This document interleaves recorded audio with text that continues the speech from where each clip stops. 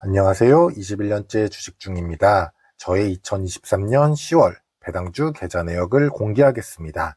저의 지난 3년간의 누적 배당 계좌 내역은 우측 상단 링크를 통해 확인하실 수 있습니다.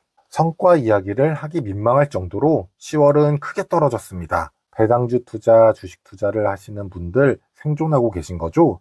이럴 때는 손실보다 멘탈을 잃지 않고 주식을 방치하지 않고 대응하시는 것이 중요한 것 같습니다. 10월 저의 계좌의 기분을 한마디로 표현하자면 다 때린 줄 알았는데 한 대 더 맞은 느낌입니다. 공포 영화를 볼 때 가장 공포스러울 때가 언제일까요? 뒤에 귀신이 있을 것 같아서 뒤를 돌아봤는데 안도를 한 후 다시 앞을 보니 귀신이 있을 때가 아닐까요? 저는 이번 10월 시장이 그런 공포 영화 같아서 더욱 공포스럽게 느꼈을 것입니다. 8월, 9월 부진했던 국내 시장은 중동의 전쟁이 발생하여 하락의 공포를 느꼈지만 막상 시장의 충격은 제한적이었고 유가 상승은 멈추고 시장 금리는 안정되어 시장 참여자들은 이제 주식은 상승이다 라는 안도의 한숨을 쉴 때 바로 영화 13일의 금요일처럼 호수 안에서 올라와 덮치는 것 같은 폭락이 나타난 것 같네요. 이제 본격적으로 저의 이야기를 해보겠습니다. 결과가 아닌 당시의 상황으로 저의 대응을 말씀드리겠습니다. 먼저 저의 배당주 9월 실적 내역은 좋았습니다. 다들 아시겠지만 저는 배당주 주가가 오르면 현금 비중을 올리는 전략을 택하고 있습니다. 그래서 9월 말에 당시에는 아쉽게도 현금 비중이 약 2천만 원까지 올라가서 인위적으로 9월 말에 배당을 받기 위해 주식 비중을 늘리기도 했습니다. 지금 생각해보면 정말 다행입니다. 많이 안 사서.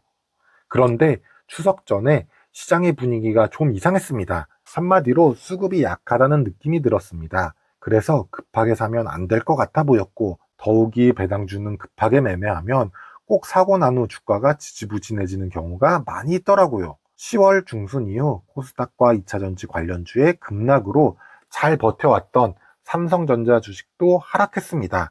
그리고 현대차도 3분기 서프라이즈 실적에도 불구하고 하락폭을 키웠습니다. 더욱이 금융주의 하락폭도 컸습니다. 저는 10월에는 금융주 위주로 많이 비중을 늘렸습니다. 전에 영상에서 제가 10월 폭락과 여러 악재에도 불구하고 금융주 비중을 늘린 이유를 우측 상단 링크 영상을 통해 확인하실 수 있습니다.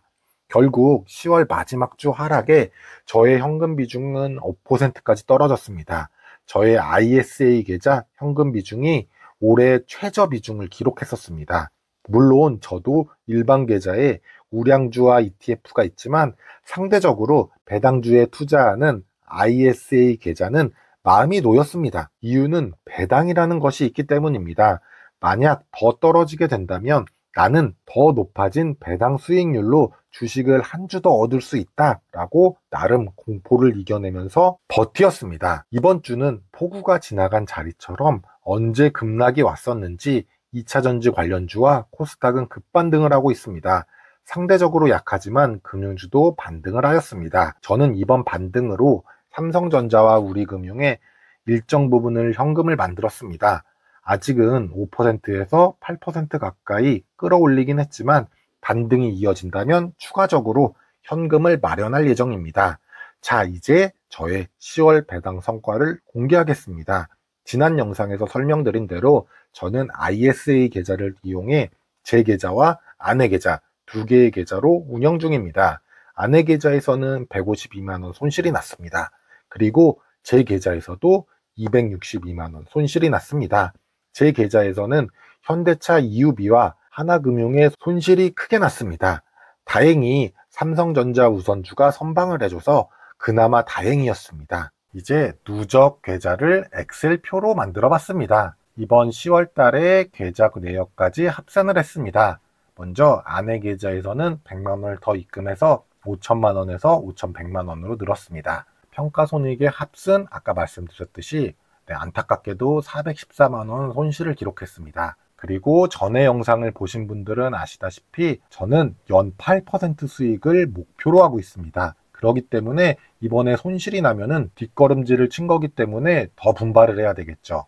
그래서 저의 평가금은 올해는 수익이 상당히 좋았습니다. 그런데 이번 10월에 손실로 인해서 저의 목표 평가금과 저의 평가금의 차이가 한 300만 원 정도밖에 안 납니다. 그렇기 때문에 11월에는 분발을 해야 되겠죠. 다들 아시다시피 11월에는 배당금이 들어오죠. 그렇기 때문에 다음 달에는 반드시 좀 수익권을 거뒀으면 좋겠네요. 11월에 들어오면서 국내 거시적 환경은 우호적인 환경으로 변하고 있어요. 그 이유는 환율과 수출 호전입니다.